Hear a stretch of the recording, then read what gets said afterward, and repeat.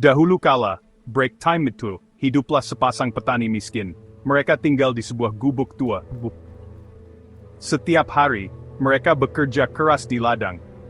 Sayang, mereka belum juga dikaruniai anak. Kapan kita akan punya anak, Pak? Tanya istri petani suatu hari. Aku ingin sekali menimang seorang anak.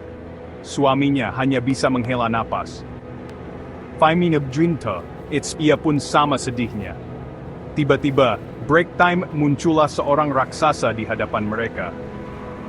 Aku bisa memberi kalian anak, kata Allah, raksasa itu dengan suara menggelegar. Tapi, kalian harus menyerahkannya kepadaku saat berusia 17 tahun. Petani dan istrinya ketakutan. Namun, keinginan mereka untuk memiliki anak begitu besar.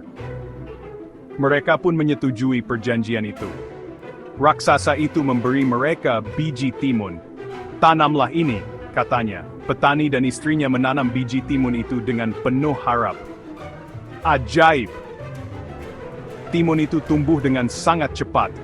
Dalam sekejap, timun itu sudah sebesar gubuk mereka. Ketika mereka membelah timun itu, betapa terkejutnya mereka. Di dalamnya, break the famines, terdapat seorang bayi perempuan yang cantik jelita. Mereka memberi nama bayi itu Timun Mas.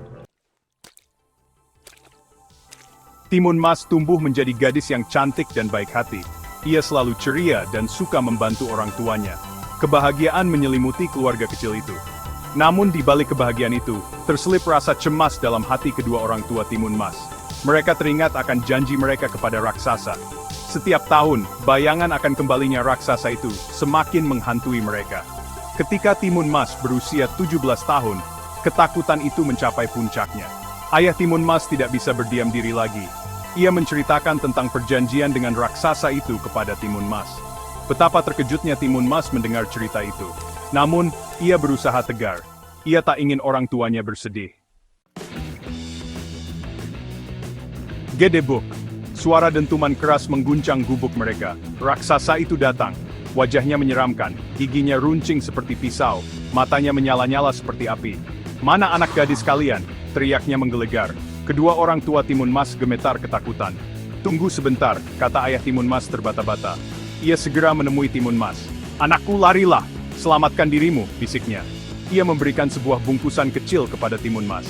Air mata mengalir di pipi Timun Mas. Bye, the minute sing pedui truaring esgerat. Fumujuin di the Pacific Sea. Timun Mas berlari tanpa henti. Ia menoleh ke belakang. Raksasa itu masih mengejarnya. Timun Mas membuka bungkusan dari ayahnya.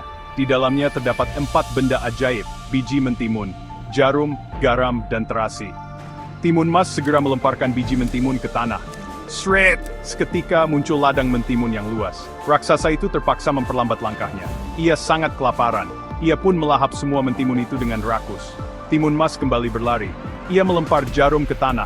Shred! Tiba-tiba, muncullah hutan bambu yang lebat. Bambu-bambu itu sangat tajam. Raksasa itu kesulitan melewatinya. Ia meraung kesakitan. Namun raksasa itu tidak menyerah. Timun Mas kembali berlari. Ia melemparkan garam. Shred! Seketika, muncullah lautan luas.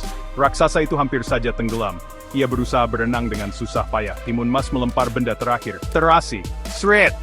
Lautan itu berubah menjadi lautan lumpur mendidih yang luas. Raksasa itu tidak bisa bergerak. Ia terjebak. Ia berteriak minta tolong, namun tak ada yang mendengarnya. Akhirnya, raksasa itu tenggelam dalam lumpur mendidih. Timun Mas selamat. Ia kembali ke rumah, dan hidup bahagia bersama kedua orang tuanya.